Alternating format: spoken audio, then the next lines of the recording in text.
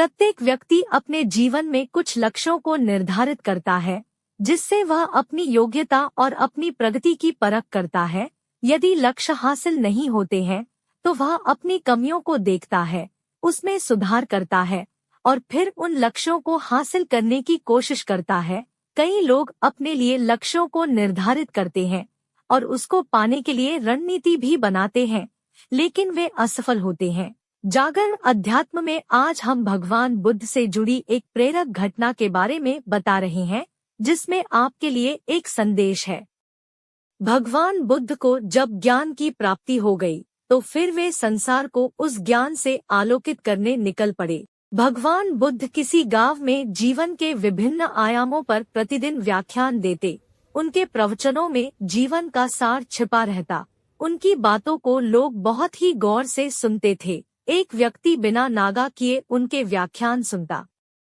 काफी समय बीत जाने के बाद भी उसने अपने अंदर कोई विशेष बदलाव नहीं पाया है।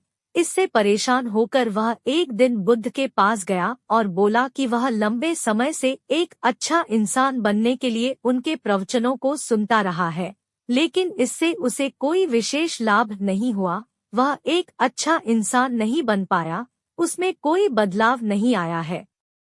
उसकी बातों को सुनकर बुद्ध मुस्कुराए। उन्होंने उसके सामने उसके गांव का नाम, वहां तक की दूरी, वह वहां कैसे जाता है आदि जैसे प्रश्नों की झड़ी लगा दी। जब बुद्ध ने उससे कहा कि क्या वह यहाँ से बैठे बैठे अपने गांव पहुँच जाएगा, तो वह झुंझला गया। उसने कहा कि ऐसा तो बिल्कुल भी संभव नहीं, उसे वहां तक पहुँचने के लिए पैदल चलकर जाना ही होगा।